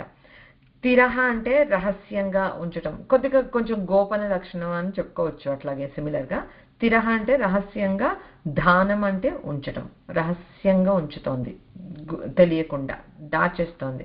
ఏం దాచేస్తోంది అమ్మ మనకు తెలియకుండా అంటే ఆ పరమాత్మ తత్వాన్ని తెలియకుండా దాచేస్తుంది. అందుకే నేను జీవుడు, పరమాత్మ వేరు అనే మనం అనుకుంటూ, భిన్నమనే అనుకుంటూ మన ఎన్నో జన్మలు మనకు అలాగే గడిచిపోతాయి. దానివల్లే ఈ జగన్నాటకం అనేది కూడా సాగుతోంది. ప్యాకప్ అన్న రోజున ఇంకేమీ అయిపోయింది. బట్ ఈ జగన్నాటకం ఇట్లా సాగాలి, కంటిన్యూటీ ఉండాలి అని అంటే ఈ మాయ అనేది మనందరికీ ఉండాలన్నమాట. సో దాన్ని దాచి ఉంచుతోంది. ఆ పరమాత్మ తత్వం తెలుసుకుంటే ఇంకా జ్ఞానాదేవ కైవల్యం, ఇంకా మళ్ళీ జన్మలేమి ఉండవు కదా. సో అలా కాకుండా ఆ భిన్నత్వాన్ని మనకి బాగా గుర్తు చేసేటట్టుగా మాయలో ముంచేస్తూ ఉంటుంది అనమాట, కప్పి ఉంచుతోంది నిజాన్ని మనకి. మాయాంతు ప్రకృతిం విద్యాం మాయనంతు మహేశ్వరం అంటే మహేశ్వరుడి యొక్క మాయాశక్తే అమ్మవారు. ఓకే, అది భగవద్గీతలో స్వామి ఏం చెప్పాడు? దైవీ హేష గుణమయి మమ మాయా దురత్యయ అంటే నా మాయతోటే, ఆ యోగమాయ నా శక్తి అంటే ఎప్పుడైనా సరే ఆ అయ్యవారి శక్తి అమ్మవారు. సో ఆ శక్తి రూపంలో నేనే ఇది చేపిస్తున్నాను అని చెప్పాడు. సో ఒక మహేశ్వరుడు అన్నా, ఒక భగవద్గీతలో కృష్ణ పరమాత్మ చెప్పిన ఆ శక్తి చెప్పేది అమ్మవారి గురించే. అది ఆ మాయాశక్తి వల్లే ఈ తిరోధానం అనే జరుగుతుంది. అదే తిరోధానకరి ఇక్కడ. ఓకే, తిరోధానాన్ని కాజ్ చేస్తోంది కనుక. ఓకే, అభక్తానాం చ సర్వేషాం తిరోధానకరీయతః శ్రీ తిరస్కరిణి తస్మాత్ ప్రోక్తా సూక్తం వరానని. శివుడు ఒకసారి ఇలా చెప్తూ ఏమన్నాడంటే అమ్మవారితోటి, భక్తి లేని వాళ్ళందరికీ ఓకే ఏ మాయాశక్తితోటి భగవతత్వాన్ని కనపడకుండా కప్పివేస్తోందో, తిరోధానం చేస్తున్న శక్తి పేరేం చెప్పాడు? తిరస్కరిణి అని అన్నారు. విని ఉంటారు, శ్రీ విద్యలో తిరస్కరిణి విద్య అని కూడా ఉంటుంది. రెండు రకాలుగా ఉంది. బట్ ఇక్కడ మనకి మీనింగ్గా చెప్పుకోవాలి అని అంటే ఆ తిరోధానం చేసి ఇలాగా మనకి పరతత్వాన్ని తెలుసుకోనివ్వకుండా కప్పేసి ఉంచే ఆ మాయాశక్తికి తిరస్కరిణి అని అంటారు అని ఆ తిరోధానకరియే తిరస్కరిణి అని చెప్పారనమాట శివుడు. ఓకే, సో ఇప్పుడు మనకి ఆ ప్రళయం, మహాప్రళయం అనేది వచ్చినప్పుడు ఏమవుతుంది అని అంటే ఈ ఎంతో మంది జీవులు అందరూ ఏమి కర్మలు పరిపక్వం అయిపోలే. నేను చెప్పాను కదా, పరిపక్వం కానంత వరకు we have to come back to this life. ఆ తిరోధానం అంటే కప్పి ఉంచడం, దాచి ఉంచడం అని చెప్పుకున్నాం కదా. సో ఇవన్నిటినీ రుద్రుడు తనలోకి లీనం చేసుకున్నప్పుడు అవన్నీ దాచిపెట్టాడు. ఆ తిరోధాన శక్తి ఏదైతే ఉందో, ఏ శక్తి తోటి ఇది చేస్తాడో అది అమ్మవారు అని చెప్పుకున్నాం. సో ఇక్కడ ఈ తిరోధానకరిగా అమ్మవారు మనలో ఎక్కడ ఉంది అని చూసుకుంటే ఆజ్ఞాచక్రం దగ్గర ఉంది. ఈ ఆజ్ఞాచక్రం దగ్గర మనకి మళ్ళీ రుద్రగ్రంథి, విశుద్ధికి ఆజ్ఞకి కలిపి ఉండే ఒక గ్రంథి రుద్రగ్రంథి. ఆ రుద్రగ్రంథి భేదనం జరిగిపోతే నెక్స్ట్ ఇంకా సహస్రారమే. అంటే నువ్వు శివుడి తత్వం నీకు అర్థమైపోతుంది. You're almost there. ఆల్మోస్ట్ దేర్కి వెళ్ళిపోకుండా ఇక్కడే ఆపేస్తుంది అనమాట. మాయ కమ్మేసి తిప్పి పంపించేస్తూ ఉంటుంది అమ్మవారు. ఆ పైకి వెళ్ళాలి అంటే అమ్మ అనుజ్ఞ ఉంటేనే మనం వెళ్తాం అనమాట. సో ఈ మూలాధార, స్వాధిష్టానం, మణిపూర, అనాహత, విశుద్ధి ఈ చక్రాలన్నీ దాటి సాధనలో ఒక్కొక్క అసలు కదలిక కలిగించడమే చాలా కష్టము, దుర్లభము. అట్లాంటిది ఈ చక్రాలన్నీ నిజంగా దాటుకుని ఏ సాధకుడైనా ఆజ్ఞాచక్రం వరకు చేరుకుంటే ఇక్కడికి వచ్చేటప్పటికి ఈ తిరోధానకరి అయిన అమ్మ దగ్గరికి వస్తాడనమాట. సో అప్పుడేమవుతుంది, అక్కడ వరకు ఆ సాధనలో ఫలించి నువ్వు వస్తే కనుక నీకు రాని శక్తులు ఉండవు. ఇప్పుడు అనిమాది అష్టసిద్ధులు వచ్చేస్తాయి, లేకపోతే నువ్వు ఏదంటే అది జరిగిపోవటమో అలాంటివన్నీ వచ్చేస్తూ ఉంటాయి. అది అమ్మవారి మాయాశక్తి. It's very very very easy. అప్పుడు ఏమవుతుంది, అహంకారం కూడా వచ్చేస్తుంది. నాకేవో సిద్ధులు వచ్చేసాయి, నాకు నా సాధన సిద్ధి పొందేసింది, నేను ఇప్పుడు యోగ్యుడిని అయిపోయాను, నేను ఇంకా అహం బ్రహ్మాస్మి అంటే ఎట్లా అంటే నేనే దేవుణ్ణి అని అనేసుకునే టైపు. నాకు పరమాత్మకి డిఫరెన్స్ లేదు అనే భక్తితోటి అలాంటిగా వచ్చింది కాకుండా మాయ వల్ల ఇంత సాధన చేశారు, వాళ్ళేం మామూలు వాళ్ళు కాదు. కానీ అక్కడ ఒక అల్టిమేట్ టెస్ట్ అనేది ఉంటుంది. ఆ టెస్ట్లో నిలదొక్కుని వెళ్ళటం కష్టం. అందుకే చాలా మంది ఇక్కడ ఆగిపోయే వాళ్ళు ఉంటారు. వాళ్ళు ఈ లోకంలో బ్రతికేస్తూ ఉంటారు. They have to continue, come back and do that Sadhana to cross this. లేకపోతే ఎప్పటికీ వాళ్ళు పుడుతూనే ఉంటారు అనమాట. సో వాళ్ళు ఏం చేస్తారు, ఓకే ఇవేవో శక్తులు వచ్చేసాయి, అహంకారం వస్తుంది, ఒక భ్రమలో పడిపోతారు, నేనే దేవుడిని అనే భ్రమ అనేసుకుంటారు. చూస్తుంటాం మనం, కొంతమంది ఇప్పుడు మ్యాజిక్ చేశారు, ఇదేదో చేశారు, అదేదో చేశారు. Possible, quite possible. సిద్ధులు అనేవి పాసిబుల్ ఉంటాయి అనే చెప్తున్నాయి మనకి మన శాస్త్రాలు. సో లేవు అని ఖండించక్కర్లే. కానీ నువ్వు అక్కడే ఆగిపోతే వాటితోటే అదొక వ్యాపారం అయిపోతుంది, రైట్? అందులో ఇంకా నీకు భక్తి సాధన అవి పోయాయి if you're using it for some other things. చాలా అంటే there are occasions where people like మన కంచి పరమాచార్య స్వామి వారు అలాంటి వాళ్ళకి అన్నీ తెలుస్తాయి, ఎంత వాడాలో అంతవరకే వాడారు తప్పితే వాళ్ళకి అన్నీ తెలుసు కదా అని చెప్పేసి ఎప్పుడైనా నాకేదో తెలుసు అన్నట్లుగా చెప్పలేదు. ఆయన ఏదైనా అనుగ్రహించినా కూడా అమ్మవారు కామాక్షి అమ్మవారు అమ్మిస్తుంది చూడు, అక్కడికి వెళ్ళు, ఇది అలా ఎప్పుడు అమ్మాయి ఇచ్చిందనే చెప్తారు. కానీ నాకు తెలిసింది, నాకు అనిపించింది, నాకు కనిపించింది లాంటివి అస్సలు చెప్పరు. అందుకే మహానుభావులు అలాంటి వాళ్ళు. అలా కాని వాళ్ళు పడిపోతూ ఉంటారనమాట. They get on for this life but they are not complete. So అలాగ భ్రమ కలిగిస్తుంది అక్కడ ఉండి. అదేదో మళ్ళీ మన మీద కక్ష కట్టి అలా కాదు. మనకి ఎగ్జామ్స్ జరుగుతాయి అని అంటే ద బెస్ట్ ఆఫ్ ద బెస్ట్నే కదా పాస్ చేసి సెలెక్ట్ చేసుకుంటారు. ఇంత రిక్రూట్మెంట్ ప్రాసెస్, ఆఫ్టర్ ఆల్ ఒక చిన్న జాబ్కే ఇంటర్వ్యూలు, ఎలిమినేషన్లు ఇన్ని ఉంటాయి. మరి ఆ పరతత్వాన్ని మనం పొందుతున్నామంటే ఆ మాత్రం టెస్టింగ్ ఉండదా? సో అలాంటి టెస్టింగ్ ఇచ్చి అమ్మ అక్కడ భ్రాంతుల్ని భ్రమల్ని కలిగిస్తూ ఉంటుంది. దాన్నే తిరోధానం అని అంటారు. ఆ మాయను దాటడం చాలా దుర్లభం. ఇందాక చెప్పాను కదా, దైవీ హేష గుణమై మమ మాయా దురత్యాయ మామేవ ఏ ప్రపద్యంతే మాయామేతం తరంతితే. Only way to get out of it అంటే ఆ మాయా శక్తినే శరణాగతి చేసే. అమ్మా నీ మాయను తట్టుకునే శక్తి నాకు అసలు లేనే లేదు, I can not even with stand అమ్మ మాయా శక్తి వేరే ప్రదర్శించాలా మనలాంటి వాళ్ళకి. కానీ అసలు ఈవెన్ అంత మెచ్యూర్ అయిన వాళ్ళు సాధనలో కూడా వాళ్ళు మాయకి శరణాగతి చేశారు. తల్లి నేను అనుకుంటే దాటగలిగేది కాదు, ఇది నువ్వు దాటిస్తేనే దాటగలుగుతాను. సో అనేసి మనం ఒక శరణాగతి చేస్తే అప్పుడు that is the only way you can get out of it అని కృష్ణుడు చెప్పాడు. And that is the truth అనమాట. సో అమ్మవారిని శరణాగతి చేస్తే ఆ తిరోధానం అనేది తొలగిస్తుంది, అమ్మాయ అవనిక అది తొలగిస్తుంది అనమాట మనకి. అసలు ఎందుకు అమ్మ అలా చేస్తుంది అని అనుకుంటే కనుక మనకి చెప్పాను కదా, కర్మ పరిపక్వత అయ్యే వరకు. ఇప్పుడు మనము సీడ్స్ తీసుకుని వచ్చేసి అలాగ డైరెక్ట్గా ఎండలో పెట్టేస్తే అవి మొలకలు ఎత్తుతాయా? మొలకెత్తదు కదా.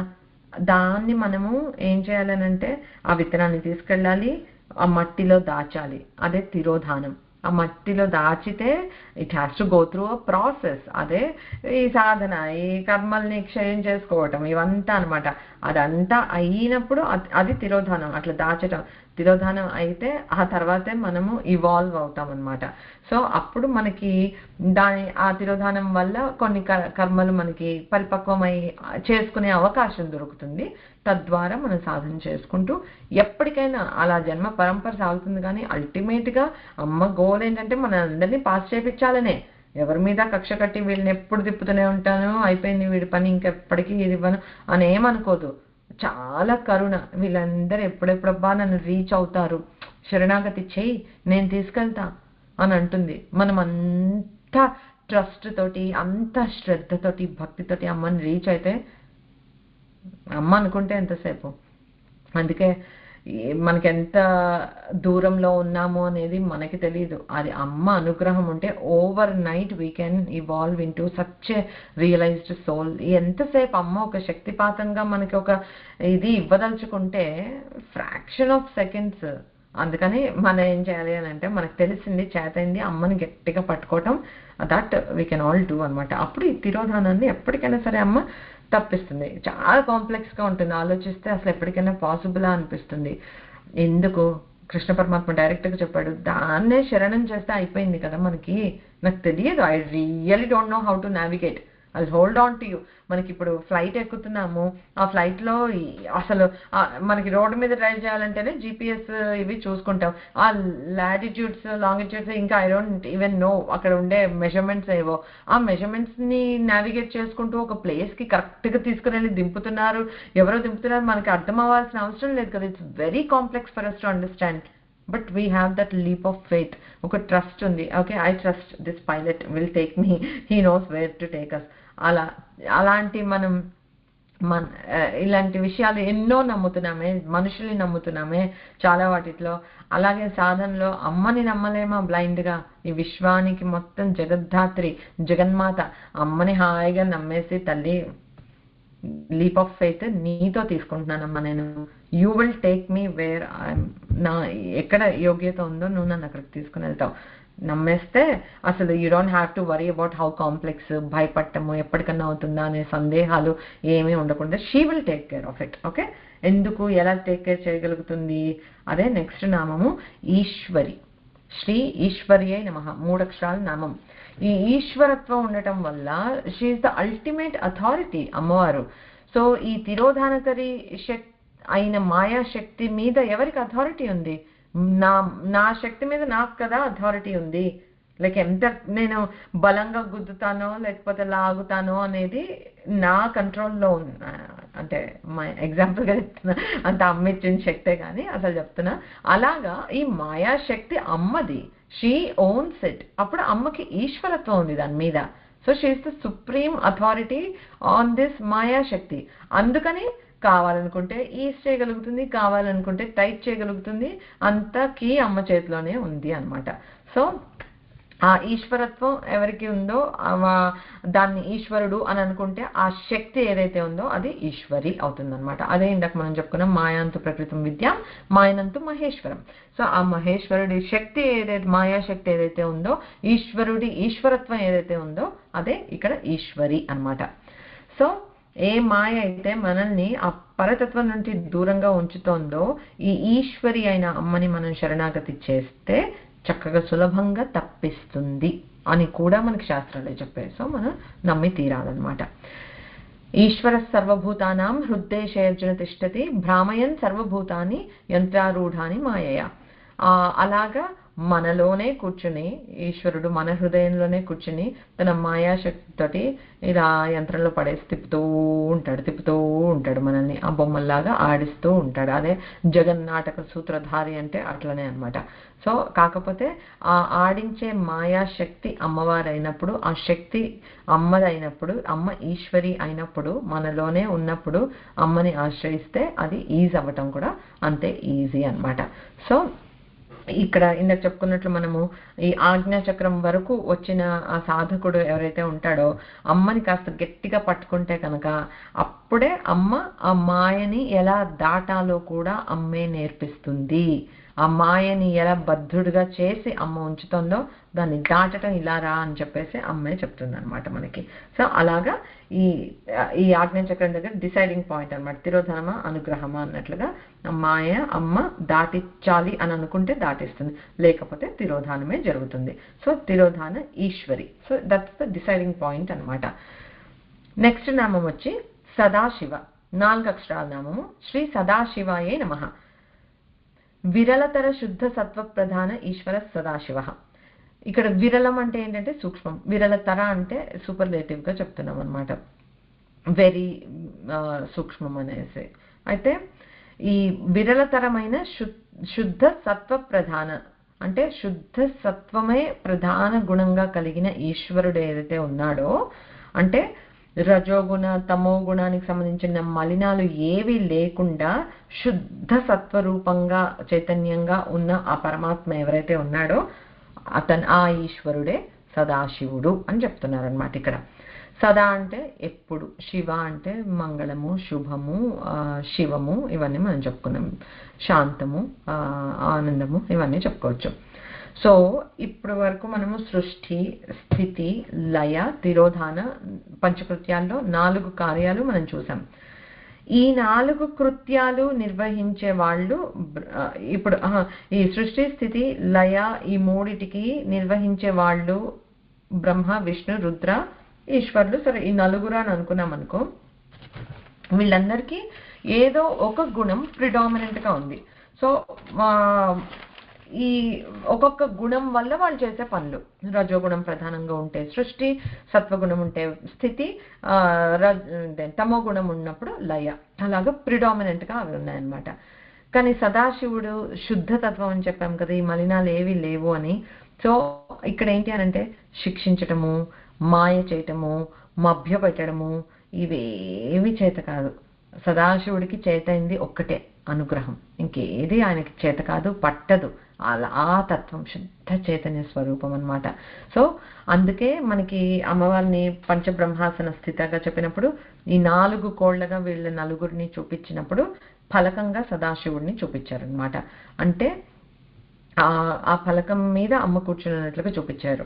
అంటే ఆ అనుగ్రహం, ఇప్పుడు సదాశివుడు అనుగ్రహానికే మారు రూపం అని అనుకుంటే మనము అనుగ్రహం అనే శాశ్వత పీఠాన్ని అధిష్ఠించిన అమ్మవారు. అంటే అనుగ్రహం ఈజ్ హర్, ఇది she owns it, controls it. ఆ అనుగ్రహాన్ని కంట్రోల్ చేసే అమ్మవారు సదాశివ. అంటే అబ్బాయి సదాశివ, పుంలింగము స్త్రీలింగం సదాశివ అయింది. ఓకే, సో ఇప్పటి వరకు వచ్చిన నామాల్లో మనం చూస్తే సృష్టికర్త్రి బ్రహ్మరూప, గోప్త్రి గోవింద రూపిణి, సంహారిణి రుద్రరూప. సో ఈ మూడిట్లో అమ్మ వాళ్ళ రూపంలో బ్రహ్మరూపగా, తర్వాత గోవింద రూపిణిగా, తర్వాత రుద్ర రూపగా 3 రూపాలలో ఆ కృత్యాలని చేస్తోంది అనేది మనం చూసాం. ఓకే, తిరోధానకరి ఈశ్వరి అనే సెట్ దగ్గరికి వచ్చేసేటప్పటికి ఆ మీడియం ఏం లేదు, ఇంకా పడిపోయింది. సుప్రీం అథారిటీగా నిలిచింది అమ్మవారు. మాయాశక్తి is her own. Okay, so ఆ తిరోధానకరి దగ్గర ఒకటే నామం ఉంది, ఈశ్వరి, ఇంకెవరో రూపం లేదు. She her self is that అనేది చెప్పారు మనకి. ఆ సుప్రీం సావరెన్ అథారిటీ ఉండే ఆ సర్వ స్వతంత్ర అయిన అమ్మవారు ఎవరైతే ఉన్నారో ఆ అమ్మవారు ఈశ్వరిగా వ్యక్తమవుతోందనమాట. ఓకే, సో ఆ మాయాశక్తితోటి పూర్తి అధికారంతో ఉందన్నమాట మాయాశక్తి మీద. అయితే లాస్ట్లోకి వచ్చేటప్పటికి సదాశివ అనుగ్రహద అన్నాం కదా. సో ఇక్కడ అనుగ్రహం అనే కృత్యానికి వచ్చేటప్పటికి ఇంకా అమ్మ అయ్య ఇద్దరు కలిసిపోయారు. ఓకే, శివశక్త్యైక్య రూపిణిగా ఇద్దరు ఉన్నారు ఇక్కడ మనకి. అందుకే సదాశివ అనేసారు. ఇంకా దానికి వేరే రూపం లేదు.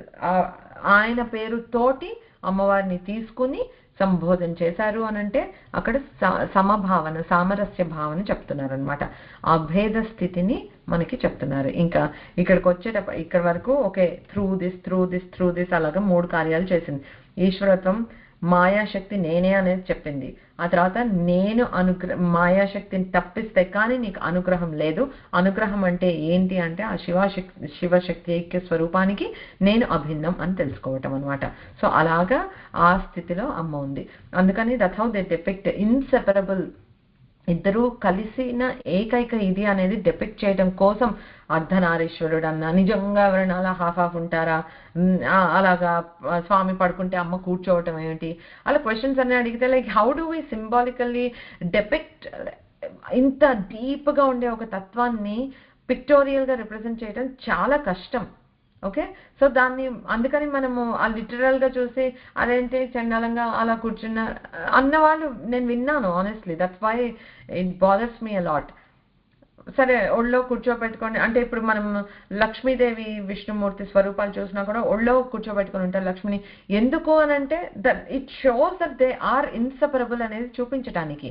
అయితే ఒకసారి ఎవరో అన్నారు కూడా, అలా కూర్చుంటే కూడా పోనీ ఇట్ మేక్ సెన్స్, ఇలా అయ్యవారు పడుకుంటే ఆవిడ కూర్చోవటం ఎందుకు అంటే శ్రీవిద్య తెలుసుకో ఎంత ఉందో, ఎందుకు బాల వేశారు అనేది చూసుకోవాలి కానీ ఇచ్చేయకూడదు. ఒక్క నిమిషం, బ్యాటరీ పోతుంది. I be right back. Battery ఛార్జ్కి తెచ్చుకుంటాం 1 సెకండ్. ఓకే, సో అలా ఇన్సెపరబుల్ అనమాట వాళ్ళిద్దరు. ఇప్పుడు అనుగ్రహద నెక్స్ట్ నామము అనుగ్రహద, 5 అక్షరాల నామము శ్రీ అనుగ్రహదాయై నమః. అనుగ్రహం దా ఇవ్వటం అనమాట. సో అనుగ్రహాన్ని ఇచ్చే అమ్మవారు అని చెప్తున్నాం ఇక్కడ. సదాశివ రూపంలో అనుగ్రహాన్ని ఇచ్చే తల్లి. అనుగ్రహం అనేది ఇక్కడ ఏంటంటే 2 రకాలుగా చెప్తారు. ఒకటి మోక్షం, అంటే ఆ పరమాత్మ తత్వంలో మనం లీనం అయిపోయాము, ఇంకా మళ్ళీ జన్మ అనేది లేదు. That is one kind of అనుగ్రహం. ఇంకొక కైండ్ ఆఫ్ అనుగ్రహం కూడా ఉందన్నమాట. అది మన అందరం ఎక్కువగా చూస్తూ ఉండేది ఏమిటి అని అంటే మళ్ళీ మళ్ళీ జన్మలు తీసుకోవటం.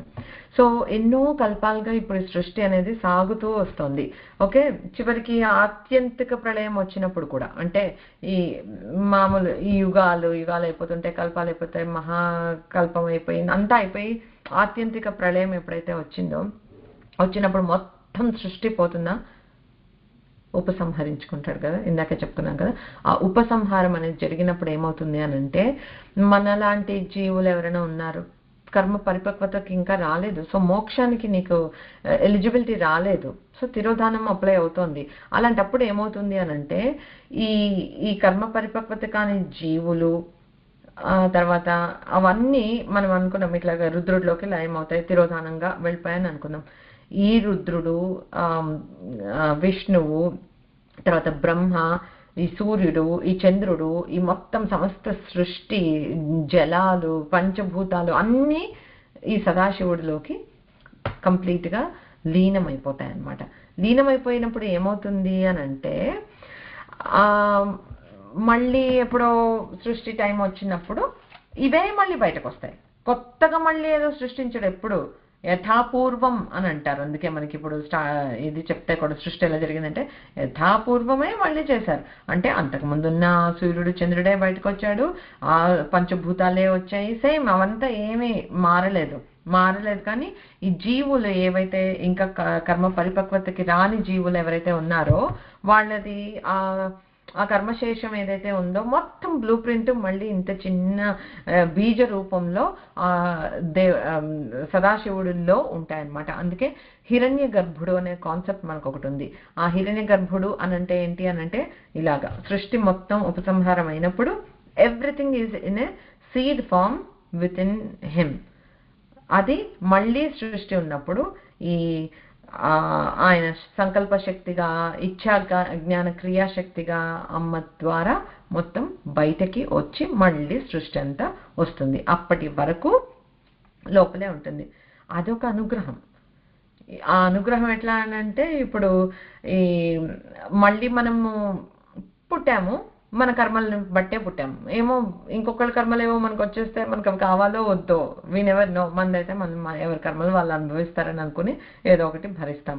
బట్ ఎనీవేస్, సో అలాగా our life goes on like that. Again remember, life always అనంటే it is meant, only purpose for life is to not have life anymore. That is the point of life. We forget that ఆ మాయాశక్తి వల్ల. So సాధన చేస్తూ ఉంటే ఎప్పటికో ఇది అవుతుంది అని అనుకుంటాం. సో దట్ ఈస్ ద అనుగ్రహం హై లెవెల్గా.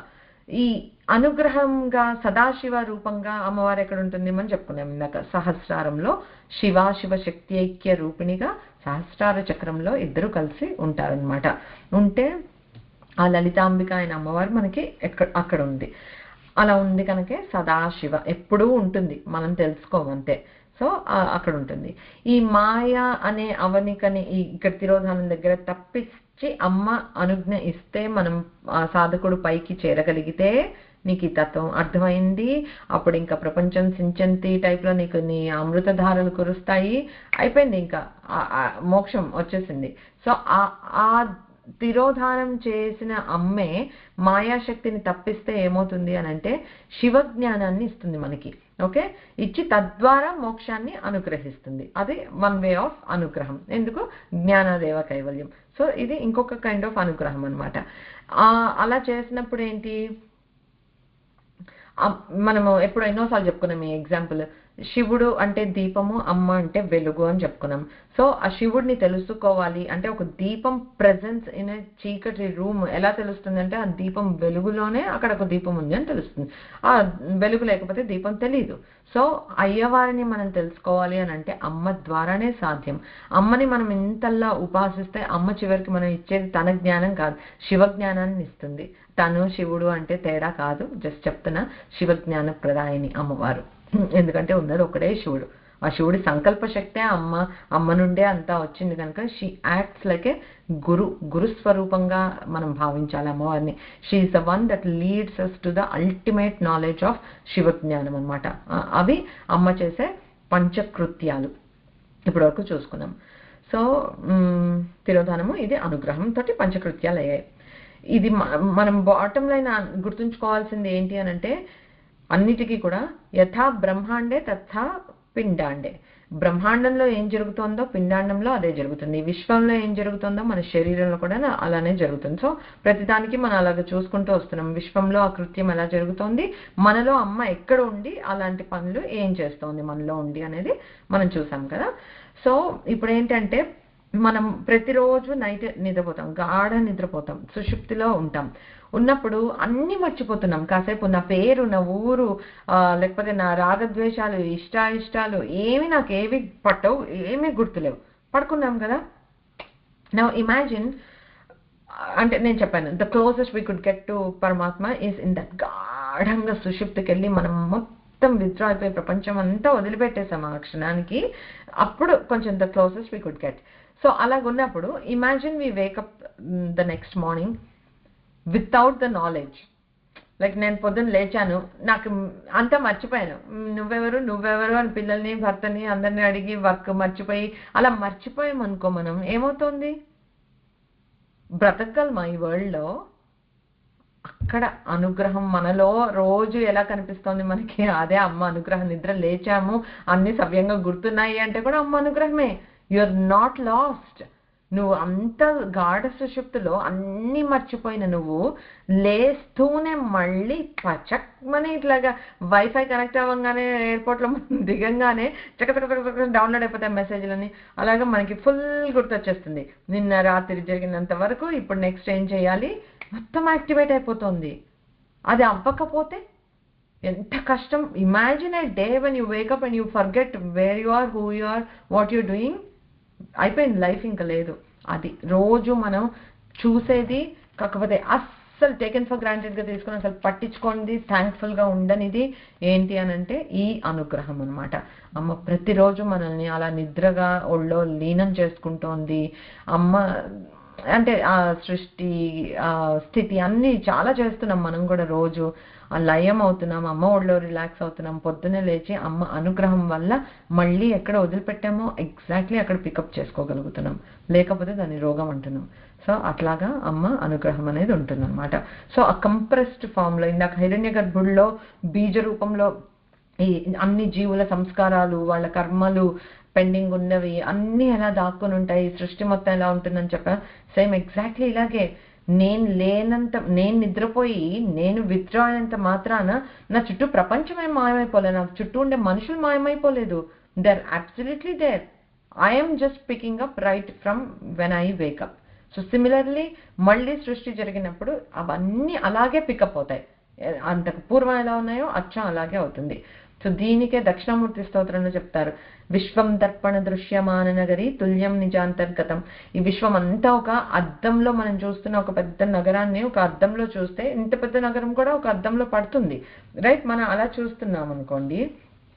అలాగా ఈ సృష్టి మొత్తం మనలోనే ఇమిడిపోయి ఉంది. You are projecting it outside అని అంటారు. దక్షిణామూర్తి స్తోత్రం ఎప్పటికైనా అమ్మవారు అనుగ్రహిస్తే ఇంత డీటెయిల్డ్గా తెలుసుకోవాలని నాకుంది. సో చూద్దాము అమ్మ అనుగ్రహము. బట్ బ్యూటిఫుల్ అనమాట.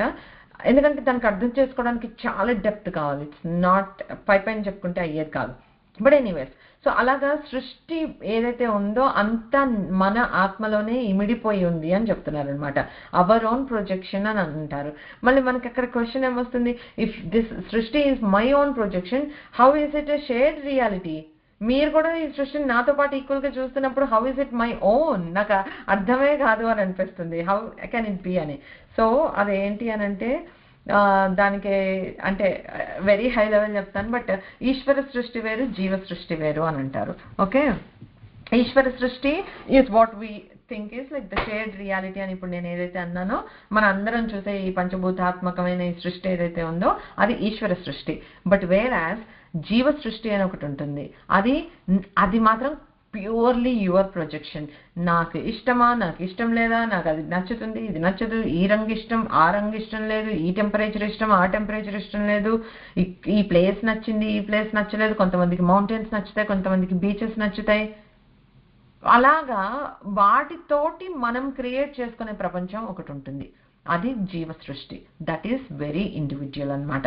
సో అలా చెప్తారు, అది that is your own projection అని చెప్తారు. సో అట్లా అర్థం చేసుకోవచ్చు. అలాగే అంటారు కదా, ఎవరి లోకం వాళ్ళది, ఎవరి ప్రపంచం వాళ్ళది అని అంటారు కదా, అట్లాగా. పశ్యన్ ఆత్మని మాయయా బహిరివోద్భూతం యథా నిద్రయ. అంటే నిద్రలో కూడా అంతే. నిద్రలో కూడా ఇప్పుడు లేచి ఉన్నామనుకో, మనము మన ఈ ప్రొజెక్షన్స్ చేసుకుంటున్నామని అనుకోవచ్చు, అహంకారం మమకారాలతో కూడింది. నిద్రలో ఏం చేస్తున్నావు? కలల ప్రపంచాన్ని కంటున్నావు. అది కూడా నీ మనస్సు చేసే ప్రొజెక్షన్సే. బికాస్ ఆఫ్ సమ్ సంస్కారాలు అలాగా హిడెన్ గా సబ్ కాన్షియస్ గా ఉండేవన్నీ ఒక ప్రొజెక్ట్ అయితే అదే నీకు కలలు అవుతున్నట్లు అనిపిస్తుంది. సో అన్ని మనలోనే ఉన్నట్టు ఉంటాయి, కానీ నిద్రలో మనలో లయం అయిపోతుంది. మళ్ళీ లేచిన తర్వాత రీప్రొజెక్ట్ చేసుకుని బయట చూస్తున్నాం.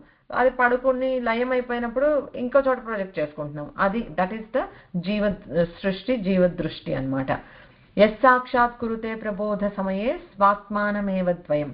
ఎప్పుడైతే మనిషికి, ఆ జీవుడికి ఆ ప్రబోధ జ్ఞానోదయం అనేది జరుగుతుందో అప్పుడు అద్వయం, అభేదం అనేది ఏంటో మనకి అర్థమవుతుంది. అక్కడ ఏమీ లేదు, ఉన్నదంతా ఒక్కటే, అదే ఈశ్వరతత్వం. ఆ ఈశ్వరతత్వమే నాలో ఉంది, నీలో ఉంది, బండరాయిలో ఉంది, ప్రకృతిలో ఉంది అనే జ్ఞానం అనేది అప్పుడు మనకు వస్తుంది. ఆ అద్వైత చైతన్యం అనుభూతికి వచ్చే స్థితి. అది ఎట్లా వస్తుందంటే, తస్మై శ్రీ గురుమూర్తయే నమైదం శ్రీ దక్షిణామూర్తయే. గురు రూపంలో ఆ అనుగ్రహాన్ని ఇచ్చే దక్షిణామూర్తి ఏదైతే ఉన్నాడో ఆ స్వరూపానికి, ఆ సదాశివ చైతన్యానికి నమస్కారం అని చెప్తున్నారు. సో సదాశివ అంటే ఇక్కడ ఇందులో చెప్పిన ఆ గురుమూర్తి తత్వమైనటువంటి దత్తాత్రేయ రూపం అన్నమాట. సారీ, దక్షిణామూర్తి రూపం. సో దక్షిణామూర్తి స్వరూపిణి అని కూడా అంటాం కదా అమ్మవారిని. సో సేమ్ సదాశివ అంటే సదాశివ అని అక్కడ వదిలేసాను. నాకు అది ఎంత బ్యూటిఫుల్ గా అనిపించిందో. అప్పటి వరకు నీకు 3 మీడియంస్ కావాలి, మాయ వచ్చేటప్పటికి నేనే మాయాశక్తిని అని చెప్పింది. ఆ తర్వాత నేనే మాయాశక్తిని అని అంటే ఐ బిలాంగ్ టు శివుడు, మేమిద్దరిది అభేదం అనేది ఈ సదాశివ అనుగ్రహదాలో అమ్మ అలా చెప్పిందనమాట. సో ఆ గురుమూర్తి తత్వమైన అమ్మవారు మనల్ని కూడా ఎప్పుడు సదాశివ చైతన్యం ఏమిటి అని అర్థం చేసుకోవటానికి మన జన్మని సార్థకం చేయమని అమ్మవారికి దండం పెట్టుకుంటూ విల్ కంక్లూడ్ హియర్. ఓం పూర్ణమదః పూర్ణమిదం పూర్ణాత్ పూర్ణముదచ్యతే పూర్ణస్య పూర్ణమాదాయ పూర్ణమేవావశిష్యతే. ఓం శాంతి శాంతి శాంతి. హరి ఓం. శ్రీ గురుభ్యో నమః. హరి ఓం. శ్రీమాత్రే నమః.